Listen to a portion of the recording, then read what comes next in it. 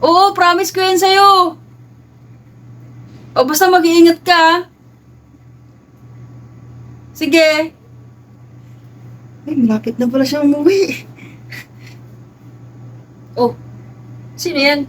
At bakit parang kilig na kilig ka? Kasi ganito, childhood sweetheart ko kasi ito, te. Parang wala naman siyang boyfriend, te, kasi wala naman siyang pinapost, eh. Paano ka nakasigurado? Matagal na sabi mo nga, di ba? Matagal kayo hindi nagsama. O paano ka nasisigurado na walang boyfriend yan? Oh, talaga? Kailan? Malapit na pala.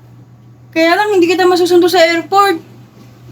Kasi may trabaho ako dito, eh. Pero susubukan ko pa rin magpaalam kay ate. Pero pag andito ka na, sasamahan kita. Magpapaalam na lang ako kay ate pag, lalabas tayo. Para payagan niya ako. Oo, promise ko yan sa'yo. O basta mag-iingat ka, ah. Sige. Ay, malapit na pala siya umuwi. Oh, sino yan? At bakit parang kilig na kilig ka? Ito yung kababata ko kasi, te, uuwi na galing ibang bansa. Bakit parang kilig na kilig ka? Kasi te, ganito, childhood sweetheart ko kasi ito, te. Ah, ganun ba? Oo, te. Sino naman yan? Si Vanessa. Oh. Te, sabay kasi kaming lumaki, nag-abroad lang siya, te, kaya kami nagkahiwalay. Baka magalit yung asawa niyan. Wala pa siyang asawa, te. Boyfriend? Parang wala naman siyang boyfriend, te, kasi wala naman siyang pinapost, eh. Paano ka nakasigurado? Matagal na sabi mo nga, di ba? Matagal kayo hindi nagsama. O paano ka nasisigurado na walang boyfriend yan? Kasi, te, sasabihin sa akin noon kapag may boyfriend na siya. Open sa akin to, te. Ay, ganun ba? Lagi pa kayo nag-uusap? Tuwing uuwi ako, te, tuwing gabi minsan nagtitext siya, ganyan, tumatawag siya, nangangamusta. Hindi ko naman alam, te, na uuwi na pala siya ng Pilipinas, te. Pwedeng patingin kung anong itsura niya. Yan, te, oh. Ay, Ganda niya, te. sakto lang. Maganda siya, te. Pag nakita mo sa personal, te, maganda, matangkad. Ay, ganun ba? O, te, matangos din ang ilong. Matangos din yung ilong. O, te, alam mo, te, sa totoo lang, first love ko kasi ito, te. Ganun ba? O, niligawan ko dati ito, te, kaya lang, mag-a-abroad pala siya, te. Hindi ko tinuloy. Ayoko kasi ng long distance relationship.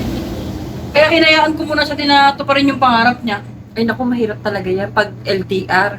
Kaya, kung liligawan mo uli siya, walang mangyayari sa inyo kasi LDR na naman, magiging LDR kayo, mahirap yan. Hindi, te, magpo-for-good na siya dito sa Pilipinas. Ha? Magpo-for-good na siya? Oo, te, nakapag-ipon na siya. Yun ang sabi niya sa akin, na mag-iipon lang daw siya. Tapos pag umuwi siya ng Pilipinas, for good na yun. Te, halos mag-aano na taon siya sa ibang bansa, te. Ay, ganun ba? Oo, So, te. ibig sabihin, dito siya mag-i-stay, dito sa lugar natin. Oo, te, kapit-bahay lang namin siya, te. Ay. Paano yan? Pag nandito na siya, hindi ka napapasok? Yun nga, te, ang gusto kong sabihin sa'yo, te. Pag uwi sa niya, te. Ay, hindi. Hindi pwede, Utoy. Di ba sabi mo sa akin nun, hindi ka na magda-day off? Kasi, te, biglang tumawag sa akin na uuwi na daw, Ibig sabihin pala, wala akong isang salita. Sasamahan ko lang naman siya, te. Paano na ako pag may deliver? Paano ko bubuhatin? Paano ako? Ganun ba, te?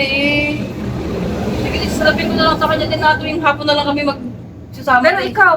ikaw bahala. Baka sabi mo pinipigilan kita. Kinukontrol kita. Ikaw, kung gusto mong sumama dyan sa Vanessa na yan, hindi bahala ka. Te, kahit isang araw lang na day off, te, ganun. Pag dumating lang siya, kasi may Isang araw? pasalubong daw siya sa akin, te. Tsaka, ako daw yung gusto niya unang makita, bago, pagdating niya, dapat ako daw una niya makikita, Bakit naman? Syempre, na-miss daw niya ako, childhood sweetheart niya kasi ako, te, tsaka childhood sweetheart ko siya.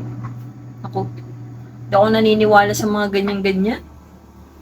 Utoy, mamili ka ng iibigin mo. Baka mamaya masaktan ka na naman, katulad noon, dun sa kay Ana.